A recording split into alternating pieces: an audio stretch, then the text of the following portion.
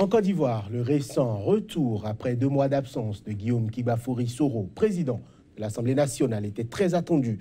Et pour cause des déboires judiciaires de son chef du protocole, Souleymane Kamagaté Koné, accusé dans l'affaire dite de la cache d'armes de Bouaké, avait achevé de convaincre les sceptiques que des tensions existaient entre les deux camps. Et pourtant, sérénité puis apaisement sont les deux principales recommandations de Soro à sa descente d'avion. Le président Alassane Ouattara a aussi déclaré peu après et en marge du sommet de la CEDEAO qu'il n'y a pas de crise entre lui et le président de l'Assemblée nationale. Mais un document de la direction de la surveillance du territoire jette un gros doute sur cette ambiance presque bon enfant. 3 proches conseillers de Guillaume Soro, dont Moussa Touré, sont chargés de communication, sont sous surveillance. Que reproche-t-on à ses collaborateurs des plus proches de Guillaume Soro, dont un ex-ministre? Y a-t-il haro sur les proches du président de l'Assemblée nationale? Si oui, pourquoi? Sinon, quelle interprétation faire de cette succession de faits? En attendant de recueillir l'avis de nos invités en plateau, certains sont convaincus que le président de l'Assemblée nationale de Côte d'Ivoire est visé. C'est le cas de son chef du protocole, accusé de complot contre l'État et écroué, qui a, dans une lettre ouverte au président de la République, estimé qu'à travers lui, c'est son chef qui est visé. Côte d'Ivoire, mise sous surveillance de 3 proches de Guillaume Kibafouri-Soro. Justice ou persécution? La question sera posée à nos débatteurs du jour. Thème retenu pour notre émission Angle de vue à toutes et à tous. Merci de nous rejoindre sur votre émission qui passe au crible l'actualité sur le continent africain. Place au débat. Ce sera juste après ceci.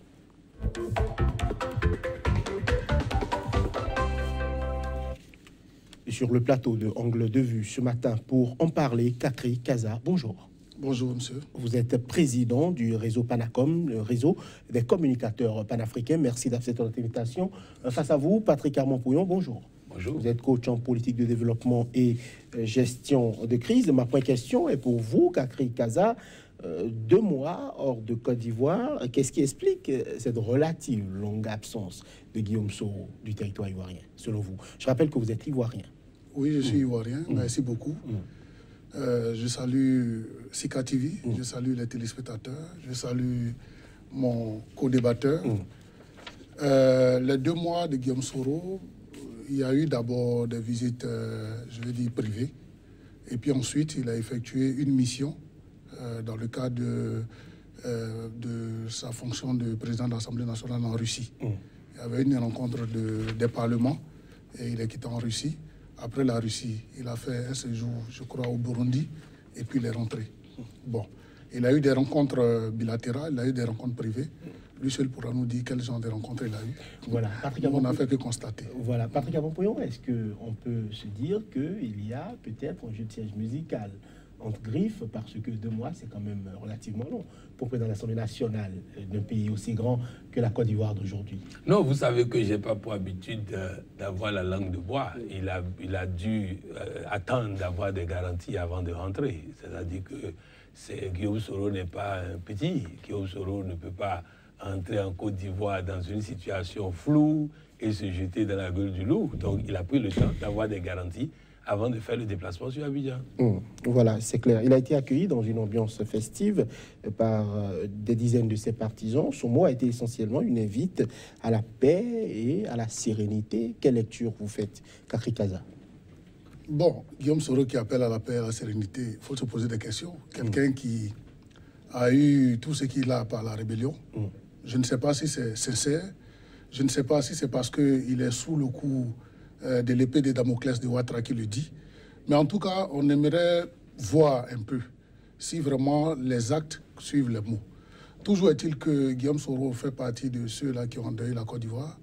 Aujourd'hui, tout le monde appelle à la réconciliation. Si Guillaume Soro décide aujourd'hui d'être sincère dans la réconciliation, on ne peut qu'applaudir. Maintenant, entre ce qu'on dit et ce qu'on fait, nous voulons voir les actes. Parce que la Côte d'Ivoire a beaucoup de prisonniers politiques, essentiellement des probabos. C'est aujourd'hui, ce n'est qu'aujourd'hui qu'il y a un seul proche de Guillaume Soro qui est emprisonné et il y a la panique dans son camp. Donc je pense que la réconciliation et la paix, lui en tant que président de l'Assemblée nationale, il doit mener des actions au sein de cette Assemblée nationale pour que nous comprenions que les actes suivent les propos. Parce qu'on ne peut pas faire des meetings, appeler à la paix et puis ne pas mener d'action au sein de l'Assemblée nationale. C'est là-bas qu'on l'attend, pour qu'on sache que, véritablement, ce qu'il dit, il est prêt à le faire. Voilà, Patrick Ampampoyon, votre lecture de la communication du président de l'Assemblée nationale à son retour de son séjour. Non, je disais tout à l'heure qu'il a eu des garanties avant de rentrer, et c'est des garanties d'apaisement. Donc si Guillaume Soro n'est pas, et son camp ne sont pas auteurs de faits nouveaux, je crois que nous sommes partis pour un apaisement de ce côté. Mais je voudrais rappeler l'appel que j'ai lancé ici la dernière fois. L'apaisement ne doit pas être seulement du côté de Guillaume Soro. Le président Alassane Ouattara a l'opportunité historique d'aller voir Laurent Gbagbo et de faire en sorte que la Côte d'Ivoire puisse avoir tous ses fils dans le processus de développement de la Côte d'Ivoire. Monsieur le président du réseau Panafcom disait tout à l'heure qu'il y a plein de prisonniers pro-Gbagbo en prison. Je crois que le moment est venu en Côte d'Ivoire. Et Alassane Ouattara peut s'inspirer de Nelson Mandela. Le moment est venu de faire des assises nationales, de faire en sorte de réintégrer tout le monde dans le processus de développement. Parce que, vous voyez, tant que vous avez une partie des Ivoiriens qui se sentent toujours écartés, pas nécessairement de la gestion du pays, mais de la vie même dans le pays, il y aura toujours des risques de perturbation. Et je crois que vraiment, développement économique doit aller avec paix sociale. Et je crois qu'il y a des efforts à faire dans ce sens. Alors, le président Alassane Ouattara s'est prononcé aussi par rapport à toute cette actualité-là. Il dit que le président Soro a toute sa confiance, qu'il est membre du parti, du RDR, jusqu'à preuve du contraire, jusqu'à nouvel ordre. Est-ce que c'est une voix qui manquait au chapitre? Parce qu'il y a beaucoup de choses qui se sont dites, qu'il y avait des brouilles. Le président ne s'était pas officiellement prononcé par rapport à cette pseudo-crise-là. Aujourd'hui, il parle et on peut au moins dire qu'il restitue un certain nombre de choses. Est-ce que c'est une voix qui manquait au débat? Je pense que ça, c'est des discours de politiciens. Voilà. On ne peut pas dire qu'on s'entend bien avec quelqu'un quand on m'atterrit ses proches. On ne peut pas dire que ça va bien quand, dans le même discours, on dit ce jeune homme. Quel mépris. Guillaume Soro, aussi jeune soit-il, est le président de l'Assemblée nationale. Voilà. Voulu par toi-même, Alassane Ouattara. En ce moment, on dit, monsieur le président de l'Assemblée nationale, on ne peut pas dire ce jeune homme, c'est moi qui ai fait de lui ce qu'il est. Tout ça, il y a trop de mépris. Voilà. Nous voulons voir des actes. J'insiste dessus. C'est le président Laurent Gbagbo qui dit, un homme, quand il marche, il laisse des traces. Il dit aussi qu'un homme politique, ce n'est pas ce qu'il dit forcément qui importe, mais c'est les actes qu'il pose. Parce que les actes ne trahissent pas. Les propos peuvent trahir. Alassane Ouattara dit que Soro Guillaume, c'est son proche, ils s'entendent bien. OK. S'ils s'entendent bien, il faut que ça se ressente dans la quiétude de la Côte d'Ivoire. La Côte d'Ivoire est meurtrie, elle est fatiguée. La Côte d'Ivoire veut la paix. Aujourd'hui, ceux qui ont défiguré la Côte d'Ivoire ne s'entendent plus. Ils veulent nous faire croire que ça va, alors que les actes trahissent les propos. Nous voulons qu'il y ait vraiment la paix dans notre pays. Et nous pensons que cette paix-là repose surtout sur Alassane Ouattara. C'est lui qui est le chef de l'État. C'est lui qui gère le pays. C'est lui qui a l'armée. C'est lui qui a tout. C'est lui, comme le disait tout à l'heure le coach, qui peut poser des actions qui vont apaiser. Voilà. Moi, j'insiste. Moi, je suis exilé depuis 6 ans. Il y a des prisonniers politiques. Nous avons des camarades en prison. Nous avons un camarade, Samba David, qui est en prison, qui a fini de purger sa peine, mais qui n'est pas libéré. Ça peut faire près d'1 an qu'il a fini de purger sa peine. Mais pourquoi? Est-ce que dans ces conditions, ceux qui sont en prison, ceux qui sont en exil, ils peuvent vouloir la paix, contribuer à la paix? Comment on peut construire une paix avec des gens qui vivent chaque jour dans la douleur? Comment on peut construire la paix avec des personnes qui sont en prison, qui ont perdu leur emploi, des personnes qui sont déplacées? Regardez ce qui se passe à l'Ouest, où des parents, on les martyrise, on les brime sur leur propre terre, alors qu'ils ne demandent qu'à vivre en quiétude avec ceux qu'ils ont accueillis. Ils ne demandent même pas à ceux qu'ils ont accueillis de partir. Ils disent non, on veut vivre ensemble avec eux. Mais qui nous donnent une petite partie de notre propre terre. Ce que d'autres personnes refusent avec le soutien de l'État. Dans ces conditions, on ne peut pas dire que tout va bien, on veut aller à la paix. Je pense qu'Alassane Ouattara va se jouer les pompiers, mais c'est le pyromane. Il faut que les actes suivent les paroles. Voilà, il n'y a pas de crise entre moi et le président de l'Assemblée nationale, c'est ce qu'a répété le président Alassane Ouattara. Est-ce que c'est une sortie pleine d'à propos ou bien c'est encore un jeu politique? Non, déjà, je voudrais dire que le président Alassane Ouattara ne sait pas cacher ses émotions. Et dans ce qu'il a dit, on sent ses émotions. C'est-à-dire qu'il est fâché contre Guillaume Soro, mais malgré lui, il veut faire la paix. Et ça, il n'a pas pu cacher ça. Cette affaire, ce rappel de c'est grâce à moi. Oui, sur sa proposition personnelle. Oui, c'est pour dire il me le doit, comme quelqu'un le disait en France, en parlant de Macron. Donc, je crois qu'il ne sait pas cacher ses émotions. Il a exprimé ses émotions, mais le stratège que je suis dit, au moins, après avoir exprimé malencontreusement ses émotions, il y aura l'apaisement de ce côté-là. Mais je dis, l'apaisement de ce côté-là ne suffit pas. Moi, je vais aller en Côte d'Ivoire pour faire des conférences sans avoir cette difficulté à appeler des noms, à faire ceci, à ne pas lancer des polémiques inutiles, que le président soit le président de tous les Ivoiriens. C'est possible aujourd'hui. Moi, je crois que je le répète souvent, et je vais le répéter ces temps-ci régulièrement, que les présidents d'Afrique s'inspirent de Nelson Mandela, pour qui ils ont tous du respect.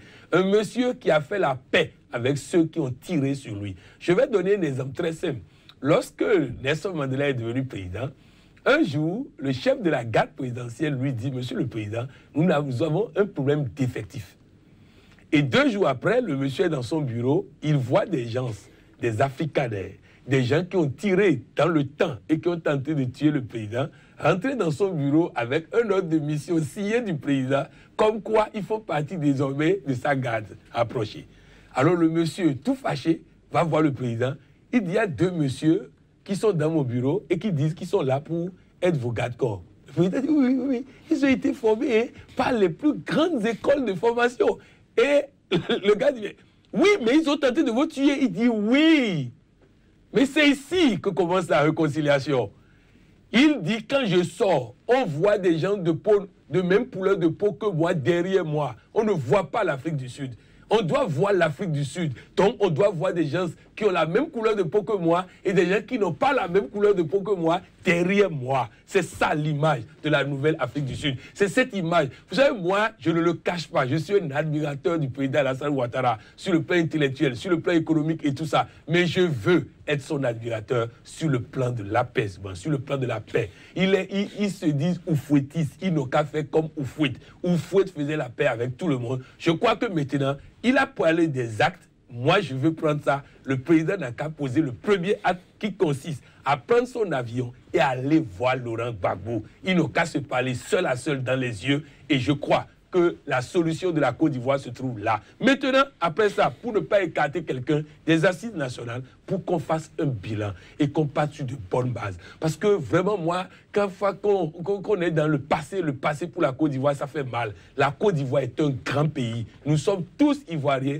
parce que c'est ce pays qui a drainé l'Afrique de l'Ouest pendant longtemps. Je crois que le moment est venu pour que le président fasse ce geste, surtout pour nous, ses admirateurs, pour qu'on ait des arguments pour parler sur les plateaux de télévision. Voilà, alors pour finir avec ce volet-là du débat, le fait que le président rappelle que Guillaume Soro est membre du RDR, est-ce que cette sortie enterre la polémique née, entre guillemets, de l'absence de Guillaume Soro du dernier congrès du RDR qui consacre notamment la promotion des femmes à la tête du parti? Non. Puisque lors du congrès, lui, il a invité Alassane Ouattara. Il a invité, pardon, Guillaume Soro. Guillaume Soro n'est pas venu. Donc c'est Guillaume Soro qui doit dire qu'il est RDR pour taire la polémique.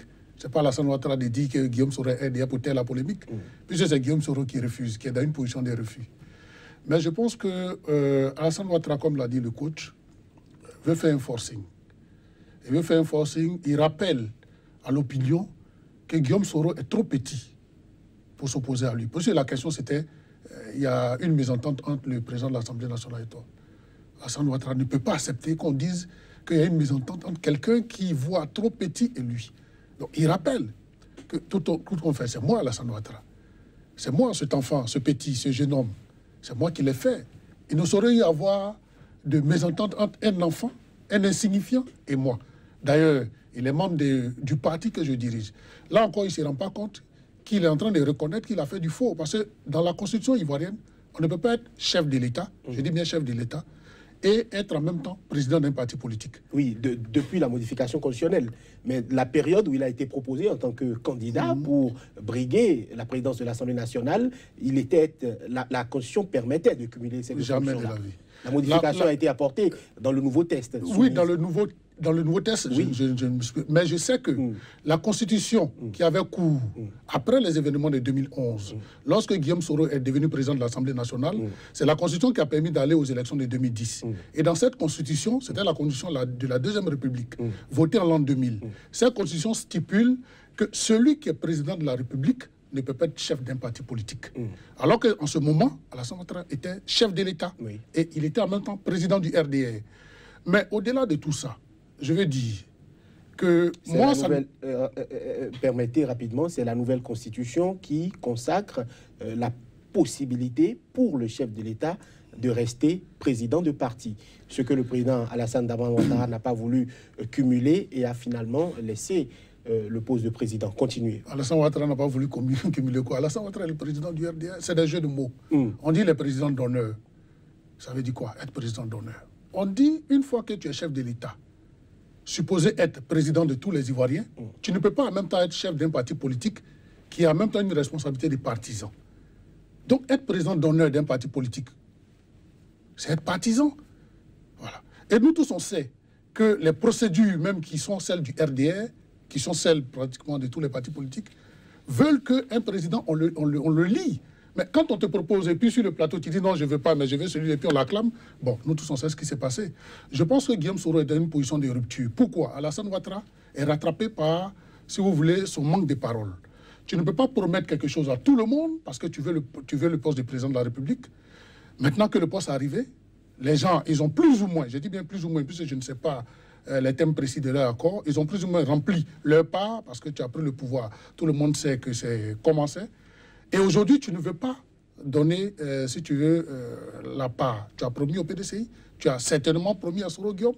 Le PDCI attend l'alternance, Soro Guillaume attend l'alternance. Dans tout ça, les pro-Gbagbo sont en prison, ils sont en exil, Gbagbo est en prison. Et les gens pensent que la Côte d'Ivoire va bien, il y a la réconciliation, tout va bien. Laurent Gbagbo n'est pas un homme de rancune et de rancœur. Je pense que le coach l'a dit, Alassane Ouattara devrait le faire. Il devrait libérer les prisonniers politiques qui sont sous sa responsabilité, d'abord. Aujourd'hui, par la force des choses, Laurent Gbagbo n'est pas totalement sous sa responsabilité. Mais il y a des gens qui sont sous sa responsabilité en Côte d'Ivoire.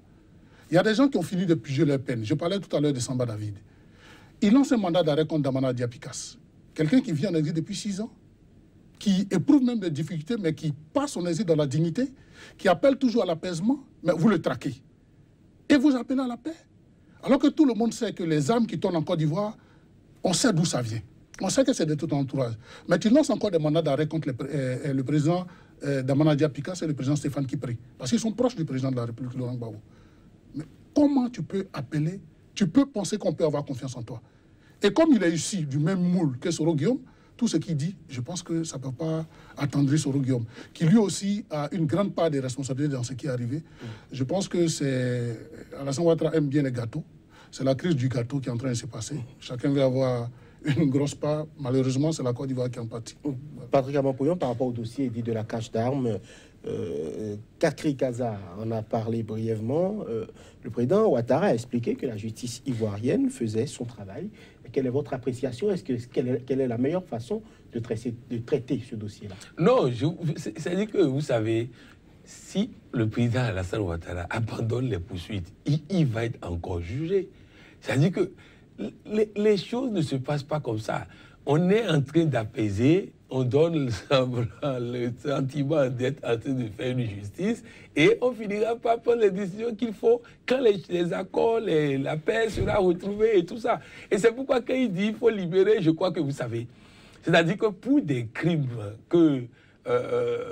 en Côte d'Ivoire, il s'est passé beaucoup de choses. Et je crois que c'est vrai, on dit souvent que les victimes doivent avoir la justice, mais je crois que même les victimes aujourd'hui veulent la paix. Hein? Ils veulent la paix et ils veulent que vraiment il y ait un accord qui permet de sortir par l'euro de ça.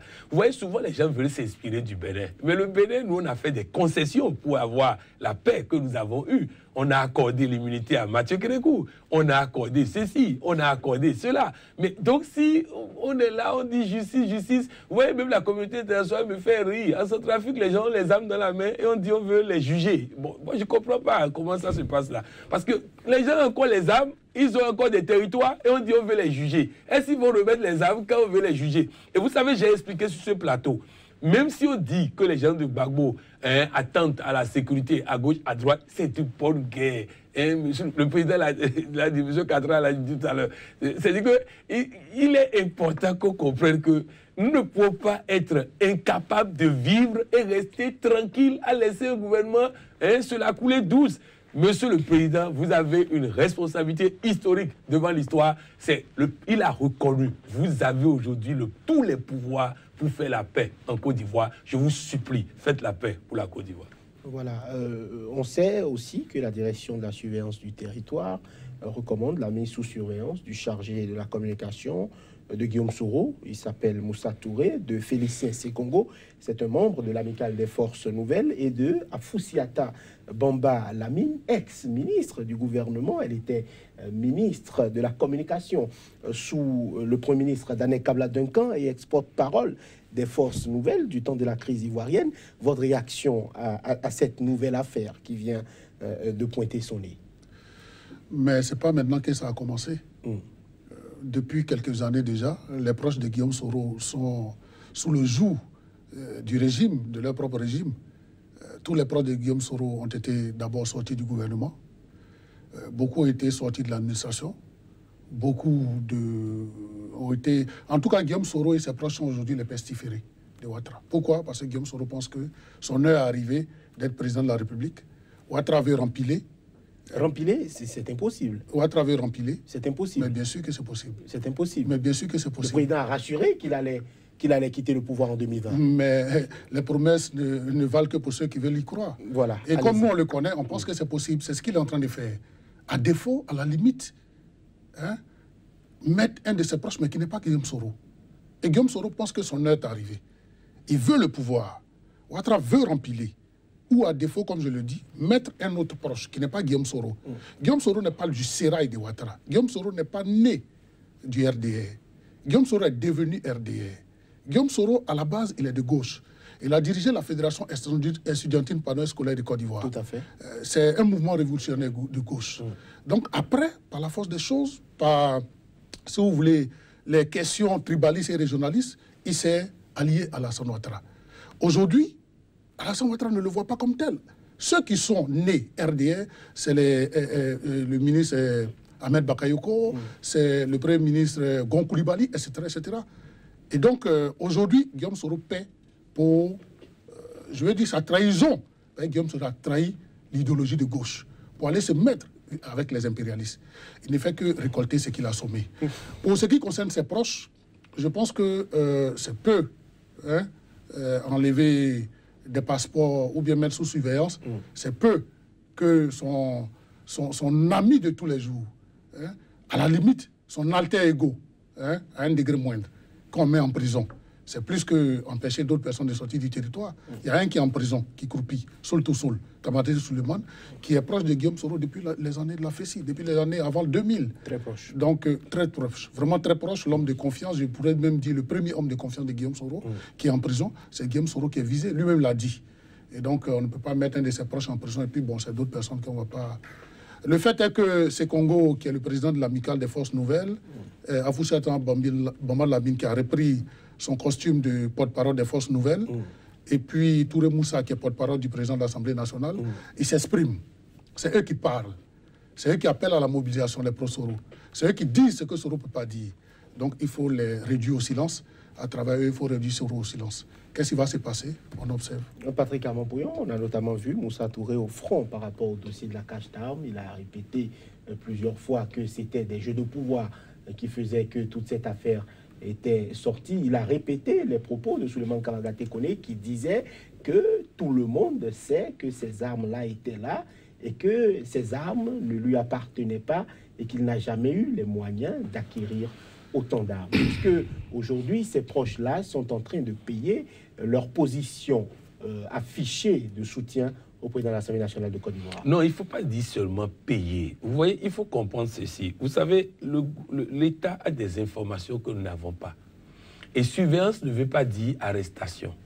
Ça veut dire on surveille. Et c'est heureux déjà que ce soit officiel qu'on surveille. Parce que dans d'autres pays, on va surveiller sans que ce soit officiel qu'on est en train de surveiller. Il est important que nous comprenions ceci.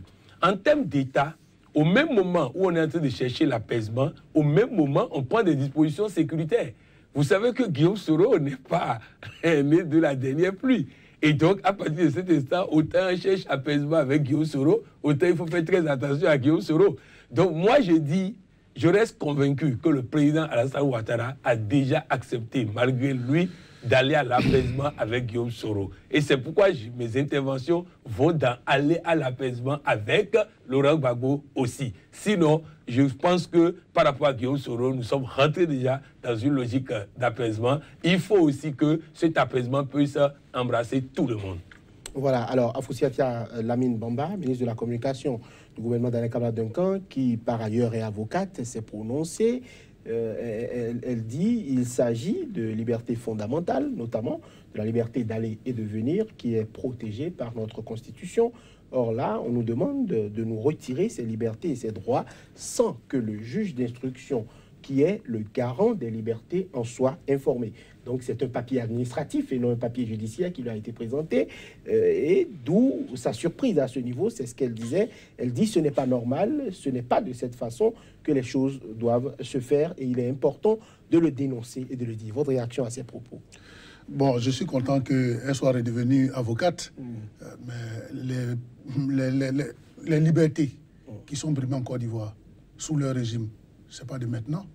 Bon, si elle le dit maintenant, si maintenant elle se rend compte qu'il y a des actions qui doivent être menées par le juge d'instruction, d'autres par l'administration, et que tout est biaisé, c'est pas grave. On a pris le fils du président Laurent Gbagbo pour le mettre en prison, parce qu'il était fils du président Laurent Gbagbo. Le premier ministre d'alors, après 2011, du chef de l'État, Alassane Ouattara, il a dit que qu'est-ce que le fils de Laurent Gbagbo avait à faire auprès de son père? C'est pourquoi on l'a arrêté, avec fierté.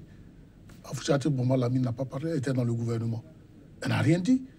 Aujourd'hui, si elle estime que les libertés sont brimées, c'est ce que nous disons depuis longtemps. Depuis longtemps qu'Alassane Ouattara est un dictateur. Nous disons qu'il faut aller à la paix. Vos mots sont forts. Non, les mots sont pas... Qu'est-ce que fait un dictateur? Un dictateur, il brime les libertés. Un dictateur, il met les gens en prison. Un dictateur, il divise le peuple. Un dictateur, il contraint des gens en exil. Un dictateur, il empêche d'autres personnes d'avoir leur emploi. Un dictateur, il fait le génocide. Un dictateur, il divise le peuple. Aujourd'hui, dites-moi si la société ivoirienne est unie.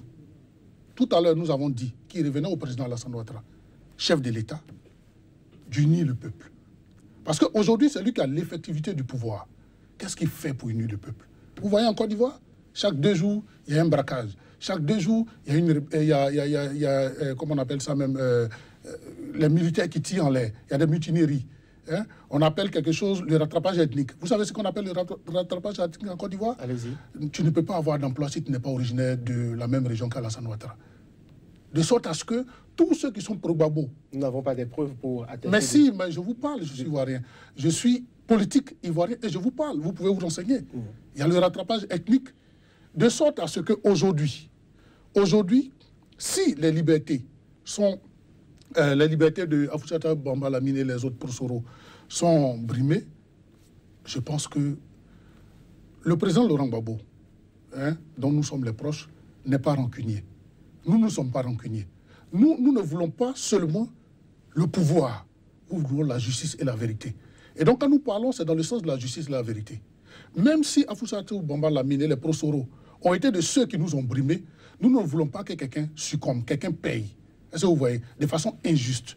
C'est pourquoi nous appelons et Soro et Alassane Ouattara à faire en sorte que la première unification du pays commence par ceux qui ont ensemble brimés. C'est-à-dire faire libérer les prisonniers politiques pro-Gbagbo. Ceux qui sont en prison. Que Laurent Gbagbo, Soro Guillaume fasse en sorte que l'Assemblée nationale qui dirige toujours prenne une loi d'amnistie. En ce moment précis, les appels à la réconciliation et à la paix qu'il demande pourront nous montrer que vraiment il est dans une bonne disposition d'esprit. Sinon, aujourd'hui, nous pensons qu'il veut le pouvoir pour le pouvoir, et donc tous ces discours ne sont soumis et suivis d'aucun acte. Il a un pouvoir, il est président de l'Assemblée nationale. Nous pensons aussi que le chef de l'État, Alassane Ouattara, doit faire ce que nous avons dit tantôt. À partir de ce moment-là, la réconciliation entre eux va venir de façon tacite, de façon automatique. Mais chacun d'entre eux garde l'ennemi, celui qu'ils appellent l'ennemi, l'adversaire, en cage, c'est-à-dire les Progbabo, et puis c'est comment vous voulez que nous, qui vivons le martyre, qui vivons sous leur matraque, qui vivons la douleur, puissions nous occuper de ce qui se passe entre eux? À la limite, on est tenté de dire, c'est pas cynique, mais c'est de bonne guerre. On est tenté de dire, mais c'est le retour du bâton. Voilà. Je pense que l'apaisement, comme l'a dit le coach, ne se situe pas seulement entre Alassane Ouattara et Guillaume Soro. Parce que nous avons peur. Nous avons peur. Quand les deux s'entendaient, on était martyrisés à 100%. Aujourd'hui, les deux ne s'entendent pas parce que l'un veut abattre l'autre, l'autre veut abattre l'autre. On est martyrisé à 50%. Vous savez qu'on a eu 50% de quiétude. Qui peut être contre 50% de quiétude? Qui? C'est pourquoi il faut qu'eux, ils montrent que la quiétude en Côte d'Ivoire ne se situe pas seulement dans le même clan. Et que les Progbabo aussi ont droit à la quiétude. Ils ont droit à la paix. Ils ont droit de rentrer dans leur pays. J'ai quitté mon pays, ça fait 6 ans. Et nous sommes des milliers. Nous voulons rentrer dans notre pays. C'est vrai que je me sens bien aujourd'hui au Bénin. Je me sens bien quand je suis au Ghana. Mais ce n'est pas mes pays. Malgré toute la bonté des Béninois, et je les salue au passage. Des femmes béninoises. Des Béninois. Donc, je veux bien rentrer chez moi. Et je pense qu'il est du devoir et de la responsabilité d'Alassane Ouattara et de Guillaume Soro de favoriser ça. Aujourd'hui, et c'est là que je vais finir, aujourd'hui, il y a le président du Front populaire ivoirien, FPI, Abdraman Sangaré, le président intérimaire du FPI qui est dirigé par le président Laurent Gbagbo, qui appelle à la discussion. Depuis 2011, le FPI... Il faut restituer, il y a une crise au sein du FPI. On sait que l'élu, un autre président, je veux parler de l'ancien... Rappelez-moi son nom. Je ne connais pas son nom. Vous le connaissez, Pascal Affinguessan se réclame président du FPI et qu'il y a notamment un contentieux judiciaire autour de cette affaire-là. Oui, mais il a précisé. Il a précisé le FPI présidé par Laurent Gbagbo. Mais vous avez vu dans quel pays, Kakri Kaza, la précision était importante, continuez. Mais dans quel pays vous avez vu qu'un régime est celui-là qui dit... Continuez, allez-y. Donc, je parlais de Abdraman Sangaré, président du FPI, président intérimaire du FPI, le FPI qui dirige le président Laurent Gbagbo, appelle à la discussion. Il tire sur la sonnette d'alarme. Il appelle le régime à venir s'asseoir pour discuter. Mais le régime a beau faire de créer son opposition à lui. De sorte à ce que même les membres du régime hier, je vais parler du MFA, ils divisent pour peu que celui-là critique un peu Alassane Ouattara, il divise son parti. Vraiment, lui, il n'est pas là pour discuter avec quelqu'un. Voilà. C'est ça qui sont les signes d'indicateurs. Et donc, je pense que c'est vis-à-vis des Progbabo qu'il faut mener des actions pour montrer que vraiment on veut aller à la paix. Entre eux, comme je l'ai dit, c'est une crise du gâteau. Ils veulent se partager le gâteau, ils voient, ils se déchiquettent. Malheureusement, c'est le peuple qui va en payer les frais. Nous ne sommes pas pour la guerre, nous sommes fatigués de la guerre. Y a-t-il des signes réellement qui montrent qu'il y a de la dictature en Côte d'Ivoire? Non, et je voudrais dire que, bon, dans ce débat, j'ai voulu plutôt parler à Alassane Ouattara et vouloir qu'il puisse faire ce qu'il faut.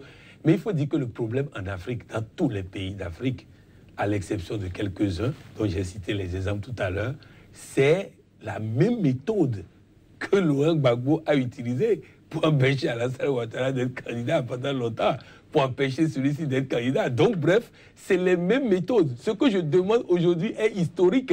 C'est-à-dire, c'est faire en sorte que, pour une fois, la Côte d'Ivoire retourne à la méthode Houphouët, qui n'avait pas une partie de la Côte d'Ivoire qui était à l'extérieur du pays, qui était exclue du pays et tout ça. C'est de ça que je suis en train de parler. Qu'on retourne à la méthode Nelson Mandela, qu'on retourne à la méthode Hadjoma Bongo, qui, eux, avaient la possibilité de tendre la main à leurs opposants pour leur permettre de contribuer au développement du pays et tout ça. Mais je ne suis pas d'accord qu'on puisse dire que Laurent Gbagbo est un démocrate et que Alassane Ouattara est un dictateur. On sait comment Laurent Gbagbo a géré la Côte d'Ivoire. Donc, c'est pour dire que véritablement, moi, je n'ai pas voulu rentrer dans ces éléments parce que, comme il a dit actuellement, c'est Alassane Ouattara qui a le pouvoir. Et moi, je dis, dans ce que le président Katri Kata, voilà, le président Katri Kata est en train de dire, je prends beaucoup de choses que le président Alassane Ouattara peut prendre pour sortir la Côte d'Ivoire de cette situation une fois pour toutes.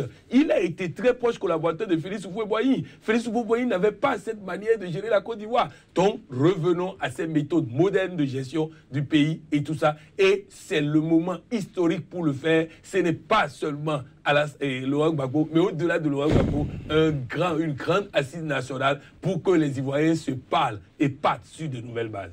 Alors, à son retour, Guillaume Soro a dit « Je suis venu pour prendre ma place dans le jeu politique pour non seulement contribuer du mieux que je peux à l'apaisement et aussi continuer à travailler à la réconciliation et la paix en Côte d'Ivoire. » De quoi parle-t-il? D'accord. Bien avant d'aborder ce sujet, je voulais faire un petit rectificatif. Laurent Gbagbo, il est démocrate. Il est vraiment démocrate jusqu'au bout des ongles. C'est pourquoi, justement, il n'a pas voulu faire la guerre et il était toujours en posture de défense, en posture défensive. Alassane Ouattara, tout le monde sait que c'est quelqu'un qui, en 99, a dit de Bédier, je frapperai ce pouvoir, il tombera. En 99, il y a eu un coup d'État. Il a dit en 2000, parlant de Laurent Gbagbo, que je vais mélanger ce pays, il a mélangé. Donc, oui, je veux dire... Sa responsabilité n'est pas avérée. Elle n'est pas avérée par rapport à qui et à quoi? Ah non, mais c'est vous qui donnez votre avis, mais ce n'est pas techniquement justifiable. Techniquement comment? Que M. Katri Kata me dise... Katri Kaza. Voilà, merci, excusez-moi. M. Katri Kaza. Dites Kaza. Voilà, M. Kaza me dise qu'au temps de Laurent Gbagbo, tout le monde avait droit au chapitre comme il le demande aujourd'hui. Parce que si nous ne restituons pas les faits et nous donnons l'impression que l'un est bon, l'autre est mauvais, nous ne contribuons pas à l'apaisement en Côte d'Ivoire. Il faut restituer les faits. La Côte d'Ivoire, depuis la chute de Félix Houphouët-Boigny, s'est retrouvée dans une logique d'ivoirité, encouragée, encensée par des gens comme Laurent Gbagbo aussi. Et donc, il faut qu'aujourd'hui, nous puissions reconnaître ces faits et dire trop c'est trop, la Côte d'Ivoire a besoin de paix. Le fait est que quand on demande à nos contradicteurs qu'est-ce qu'ils appellent l'ivoirité, qui a créé l'ivoirité, quels sont les actes d'ivoirité posés par Laurent Gbagbo, ils n'arrivent pas à répondre. Ils disent juste que Laurent Gbagbo a encouragé et a fait l'ivoirité. Laurent Gbagbo a été le premier homme politique à demander. Parce que l'ivoirité, on dit que c'est une politique d'exclusion, essentiellement des gens du Nord. Mais Laurent Gbagbo a été le premier à demander une ambassade de l'Arabie Saoudite en Côte d'Ivoire. Laurent Gbagbo a été celui-là qui a ouvert les élections.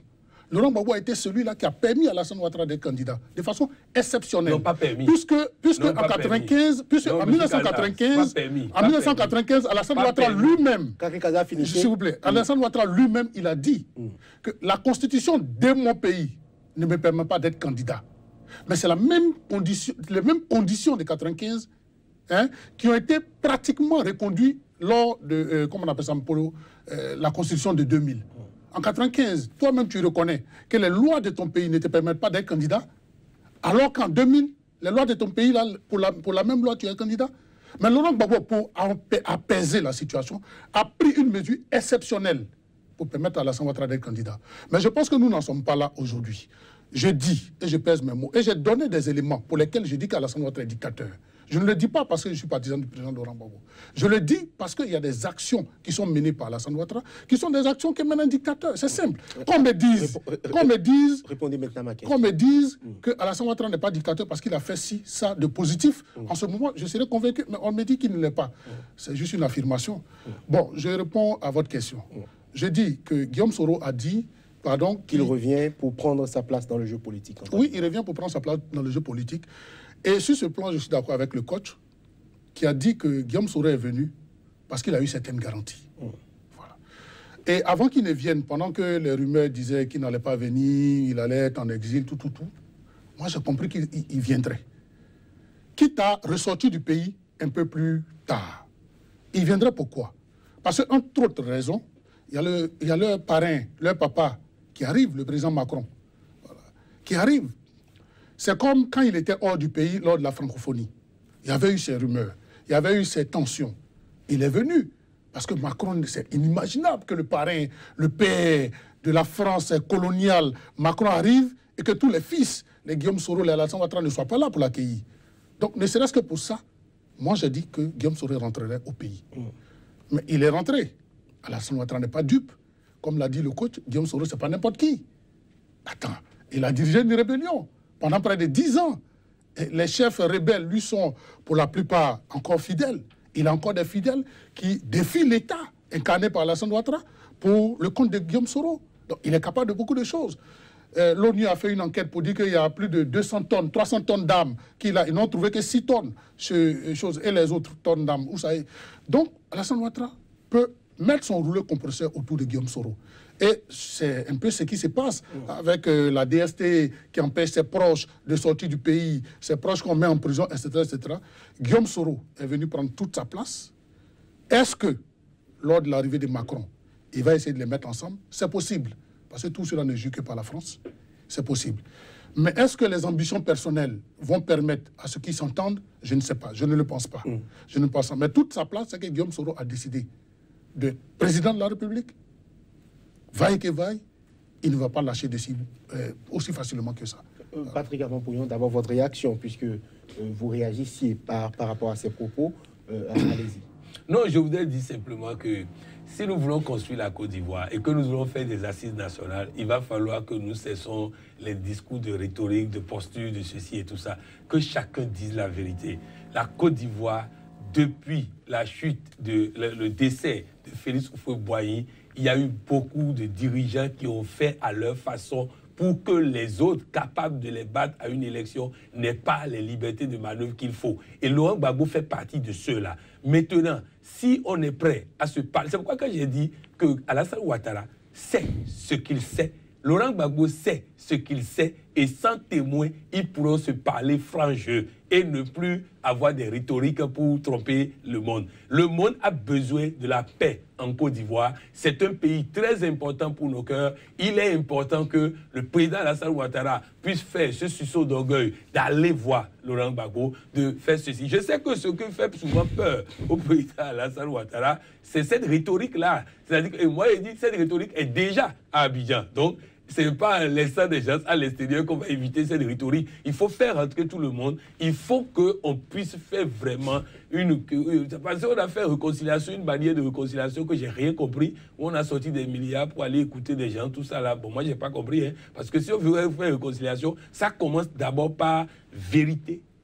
Réconciliation. Parce que justice, là, je dis, il faut faire très attention à ça. Parce que tant que les gens sont toujours la capacité de nuisance et on parle de justice, c'est pas évident. Donc je dis, il faut aujourd'hui que nous allions à l'école encore de Nelson Mandela et que nous puissions faire en sorte que ceux qui vont dire ce qu'ils ont fait puissent avoir l'amnistie. Quand veux-tu une loi d'amnistie dans ce sens? Ceux qui sont prêts à avouer ce qu'ils ont fait auront l'amnistie et c'est comme ça qu'on doit le faire. Maintenant, par rapport au retour de Guillaume Soro en Côte d'Ivoire, il veut prendre sa place. Vous savez, Guillaume Soro, il parle toujours stratégie et les mots sont bien pesés. Il a pesé, répété ça longtemps avant de rentrer. Ça veut dire ce que ça veut dire. Ça veut dire qu'il veut prendre toute sa place. Et comme le président Kazal a dit, s'il ne retrouve pas toute sa place, il est possible qu'il reparte encore du pays et tout ça. Donc, surtout qu'Alassane Ouattara évite totalement ça. Parce que si, en plus de ceux qui sont à l'extérieur, Guillaume Soro va se retrouver encore un proposant exilé, je crois que nous sommes partis pour des perturbations énormes en Côte d'Ivoire.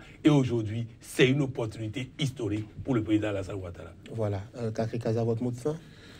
Je voulais saluer le coach, vous saluer, dire que pour que la Côte d'Ivoire ait la paix, une paix durable, il faut libérer les prisonniers politiques. Il faut faire entrer les exilés. Il faut libérer le président Laurent Gbagbo. Il faut libérer le ministre Albert Goudé. Il faut arrêter les poursuites à l'emporte-pièce contre le président Damana Picasse et autres. Je pense qu'il faut libérer la première dame Simone Veil Gbagbo. Le président Laurent Gbagbo n'est pas un homme de haine. C'est un homme, il a ses qualités. Il a certainement fait des erreurs, peut-être. Mais dans l'ensemble, le président Laurent Gbagbo est un homme bon. Un homme sans rancune, sans rancœur. S'il revient en Côte d'Ivoire, le président Laurent Gbagbo va favoriser la justice, mais la justice transitionnelle, plus que la justice pénale. Il va favoriser la réconciliation nationale. N'oublions pas que quand Alassane Ouattara était pourchassé, quand Bédié était pourchassé, c'est lui qui les a fait rentrer en Côte d'Ivoire.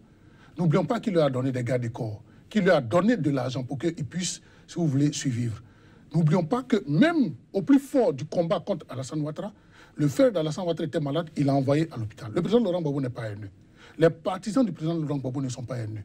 Nous voulons une justice, nous voulons la réconciliation, nous voulons la paix en Côte d'Ivoire.